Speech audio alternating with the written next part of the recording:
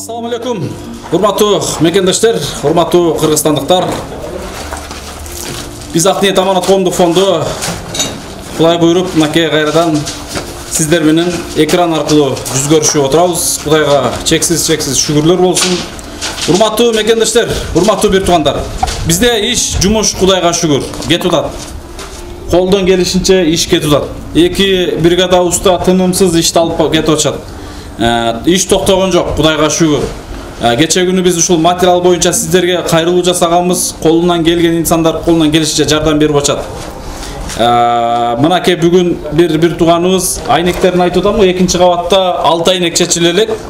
Андан сырткары биринчи кабатта мына уже прихожкалар бөлүндү. Мына прихожкалардын алдында дагы 6 айнек бар. Мына 12 айнек чечиле элек. Ушунун 2 айнегине деп бүгүн бир эжекебиз аманатын жөнөттү. Андан сырткары кече бир тууганыбыз Россиядан досунан жибериптир. Атымды айтпа деп аябай сураныптыр. 15.000 рубль акчасын таштап кетти. Андан сырткары мына элибиз канчалаган мекендештерибиз колунан келишинче жардам берип атат. Мына сиздердин 1 сомдоп салган аманатыңыздар Кудай буйруса дарегине жетип, ошол жиберген аманатыңыздар кыянаттык жасалбастан мына ушул жерлерге материал алынып, иштер кетип атат. Урматтуу мекендештер, мен сөзүмдү кыскараак кылайынчы бүгүн. Себеби жалп берип атышат бизгечи, иштерибизге, сөздөрүбүзгө. Балким биздин сөздөрүбүз кээ бириңиздерге, кыжырыңыздарга тийип аткандыр, бирок ошол сөздөр менен ушул иштер кетип атат да. Көбүнчөсү узагыраак видео тартылат. Бирок ошол эң кымбат болгон, бул жашоодо эң кымбат болгон убакыт. Ошол убактыңыздарды деле башка нерсеге кетирип атасыздар. Бирок ушул видеолорду кичине убактыңыздарды бөлүп, бир өзүңүздөргө таасир алсаңыздар деп ушул видеолор тартылып аткан эле. Урматтуу мекендештер, биз азыр экинчи кабаттын кирпичинин усталарын төлөп бүткөнбүз. Толугу менен төлөп бүткөнбүз. Усталар жанында турат. Атабекке келсеңиз. Мынакей Атабекке ушул экинчи кабаттын кирпичин ушул бригадасы менен уруп берди. Андан сырткары бул агабызда берки Алмаз сен да келбейсиңби? Алмазда дагы бир чоң жоопкерчилик. Мына ушул элдин иши, элдин могул жерде чоң жумушу силердин мойнуңарда. Мен сиздер менен мындай айтканда кайрымдуу элдин ортосунда болгону көпүрөмүн, себепкермин. Ошондуктан өтө чоң жоопкерчиликти туура кабыл алып, колдон келишинче аракетти кылып атасыздар. Сиздерге чоң рахмат. Урматтуу мекендештер, экинчи кабаттын кирпичи толугу менен бүткөн. Уста акы, кызмат акысын берип бүткөнбүз иншалла. Азыр сесма бетон деп коет, мына колонна стойкалары, үстүндөгү сесма пояска айлангандары бардыгы биригип 117,5 метр чыгыптыр. Анын метрин эсептелет. Biz былтыры биринчи кабаттын метрин 260 сомдон куйдурган экенбиз. Анан бул экинчи кабат өзү 350-350ден араак 400 ушундай кетет экен. Анан бул Атабекке да туура түшүнүп, кечекеде сүйлөшүп, булар мынча деген жок, мен өзүм айттым. Эми сураштырып, ушул 320дан куюп берсеңер болобу десем, өзү да макул деди. Анда мына 320дан 117,5 320дан көбөйтсөк 37.600 сом акча болот экен, Мына азыр биз сиздердин алдыңыздарда, сиздердин жиберген аманатыңыздарды ушул кызмат уста акыска берип койсок деп атам. 5, 10, 15, 20, 25, 30. 30.000 рубль акча 32.100 сом акча болот экен азыркы маалда. Курста.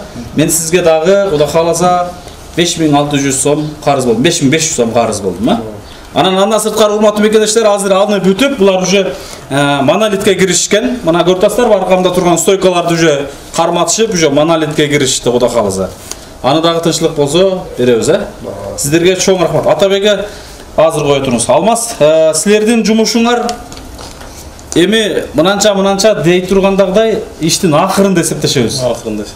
Себеби бул жердин бардык квадатын азыр шыбап бүткөнүңөрдөн кийин чыгарабыз, өзүң менен кошо бардык канча квадрат бар.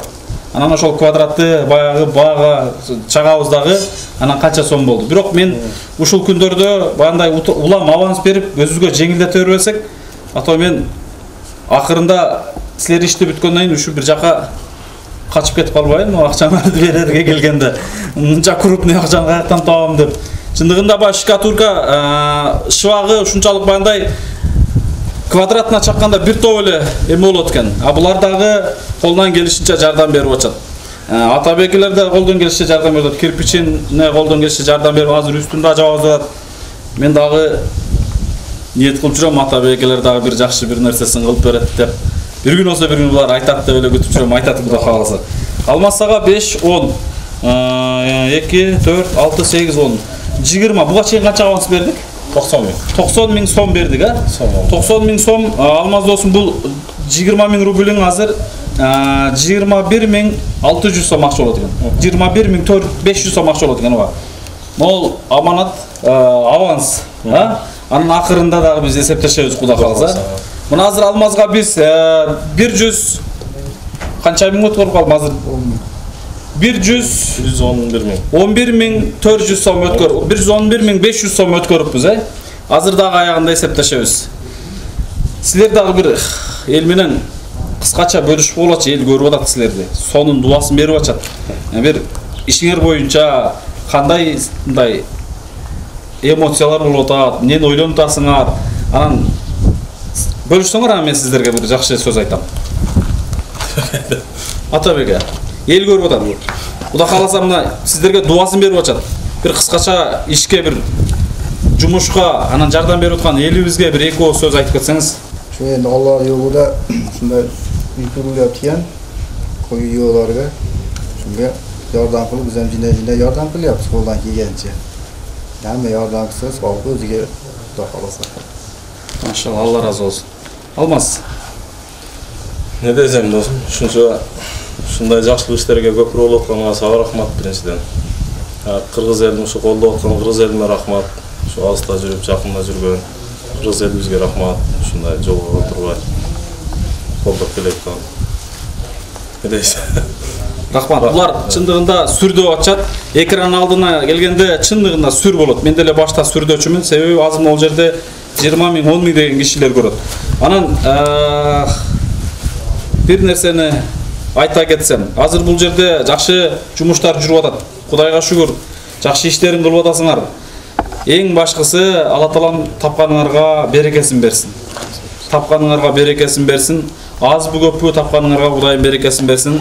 Анан чындыгында бул жерге келип, мына иш баштаганыңардан баштап бүгүнкү күнгө чейин Кудайга шүгүр, мен балдарды байкап, жүздөрүңүздөрдө бир мындай айтканда нур чачырап турат да.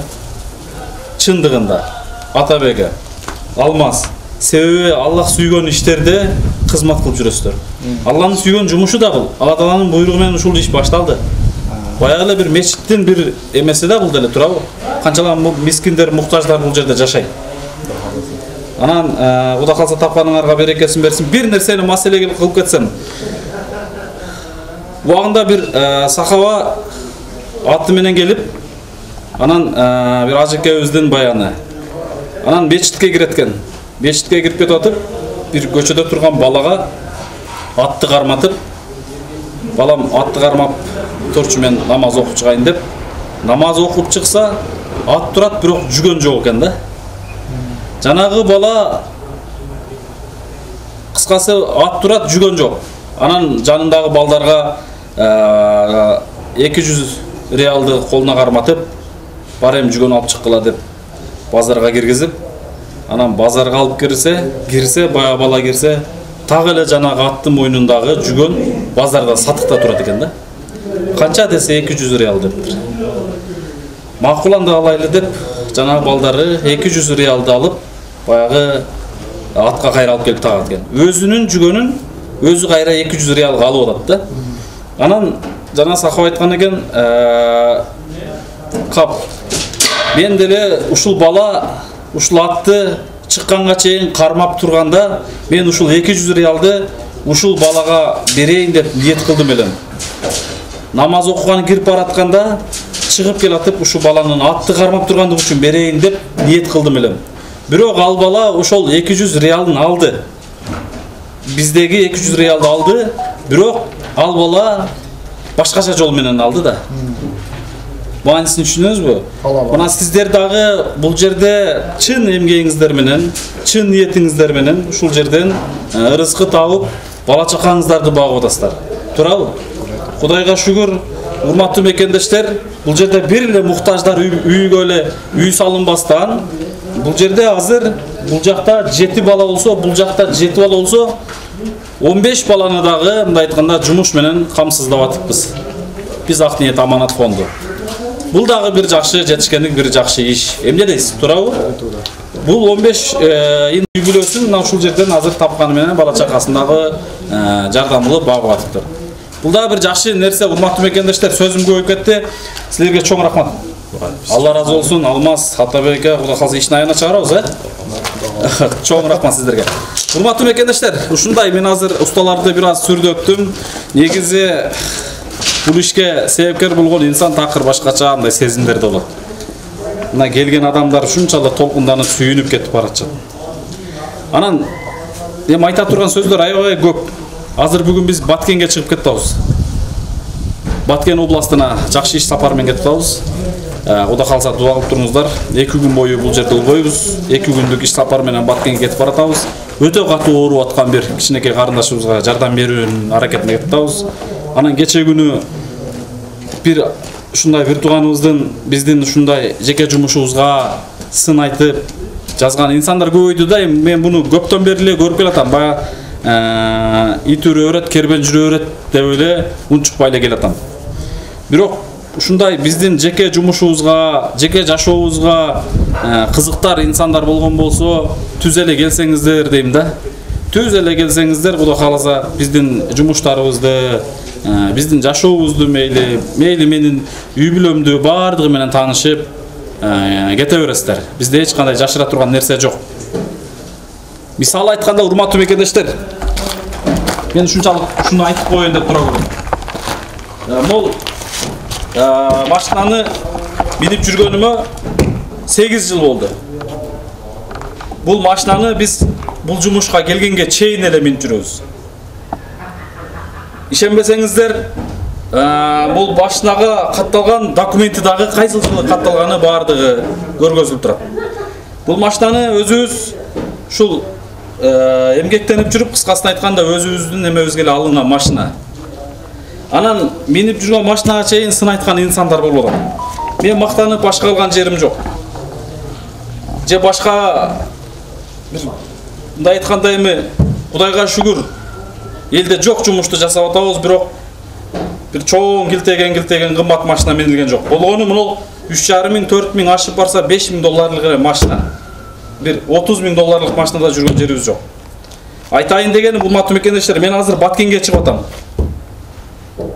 Баткенге барып келүү үчүн канча литр май кетет, мен аны сиздерге айткан дагы жокмун. Айына канча литр май жейт, канча баллон жейт, эмне кылат, мен сиздерге бөлүшкөн жокмун, урматтуу мекендештер, бул нерсени. Мен бул нерсени айтпайын дедим элем, айтууга мажбур болуп атам. Мен бул нерсеге минип жүргөн кызмат, бизге азыр бул мындай айтканда үй бүлөгө алынган, бирок үй бүлөдөн дагы жеке фондко, эл үчүн такай кызмат кылып аткан мына ушул машина. Мейли келиңиздерчи, азыр мени бирөө Баткенге алып барып келсин. Мисалы, эчтеке колдон келбейт, бирок сүйлөйт десе сүйлөй беребиз да. Алып барып келген биякта турсун, машинагачы, машинаны майы каяктан куюлуп атат, канча литр май менен барып келип атат, тынбай кызмат кылып атат. Аны эч ким ойлогон деле жок, мисалы айткандачы. Мен аны эл менен бөлүшпөйм дагы.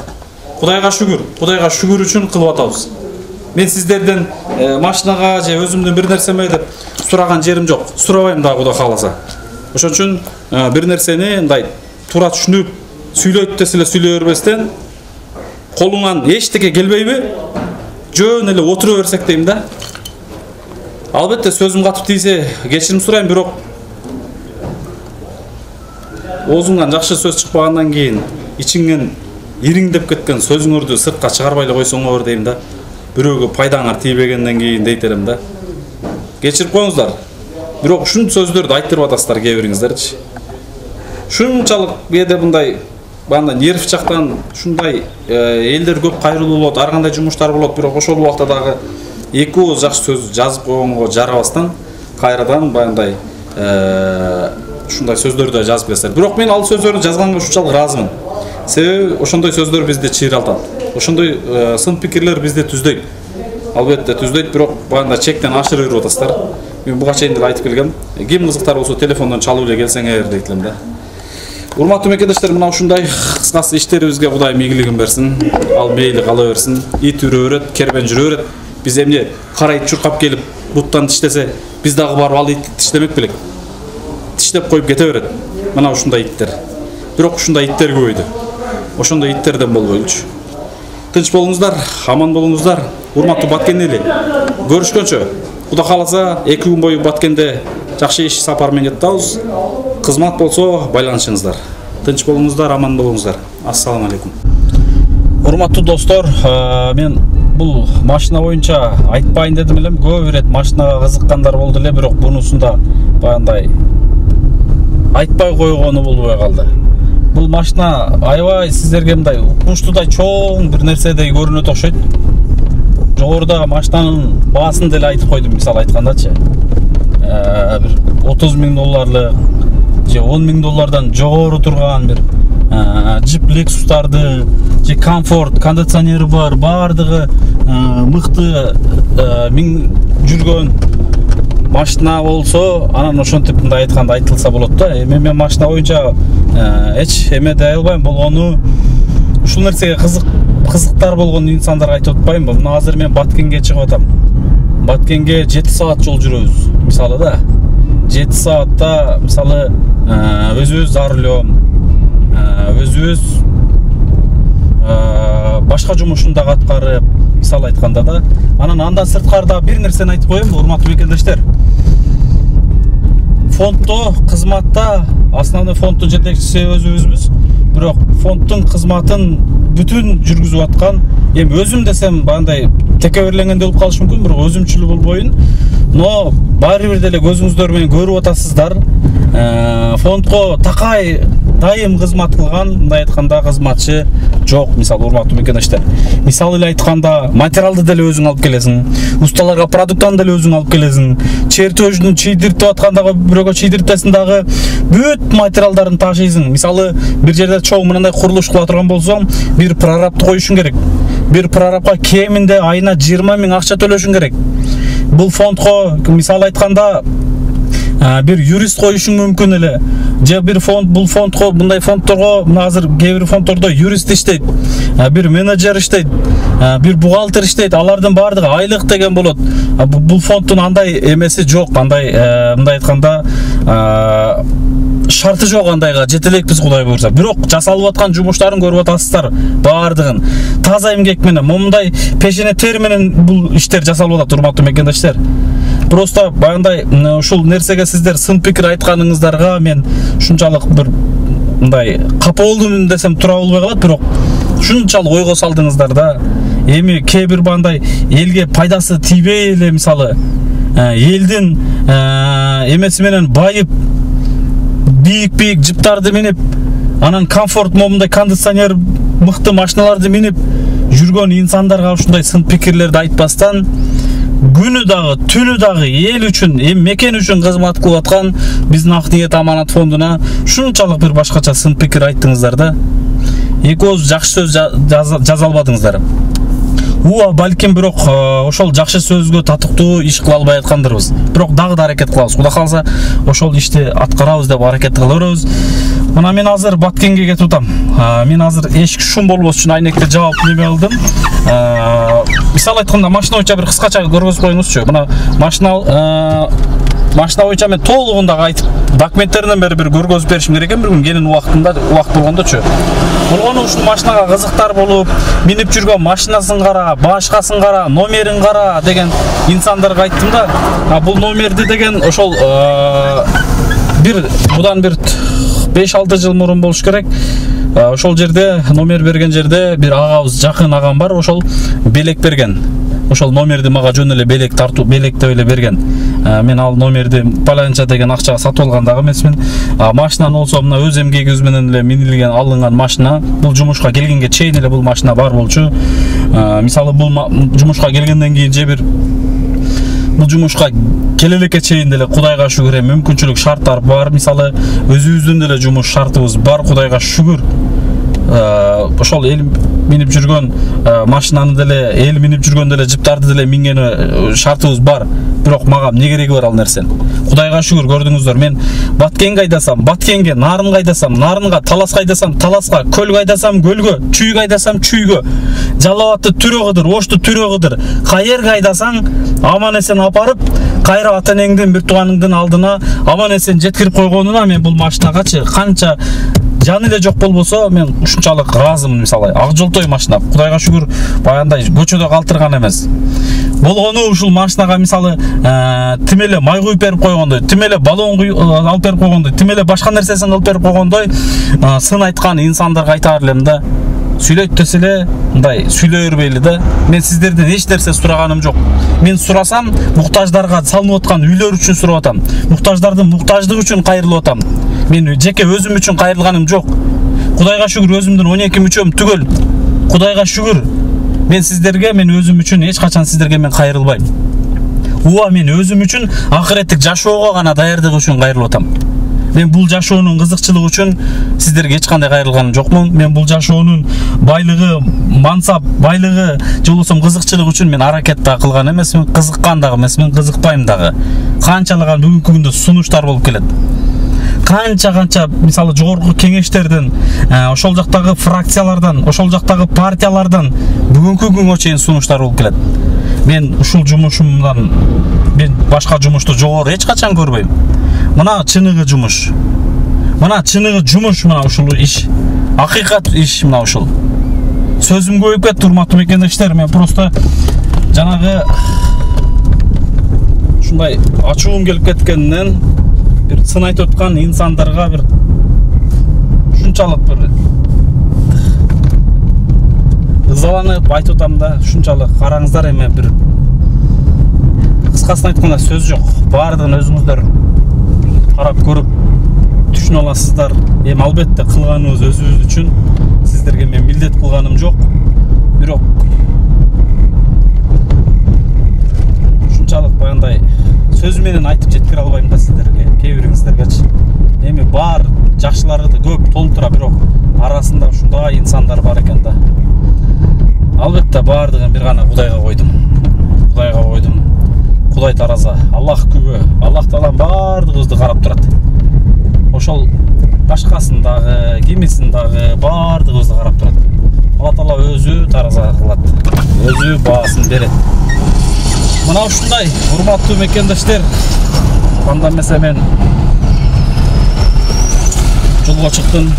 Кудай кааласа сааттын жебеси 16:36 дейт.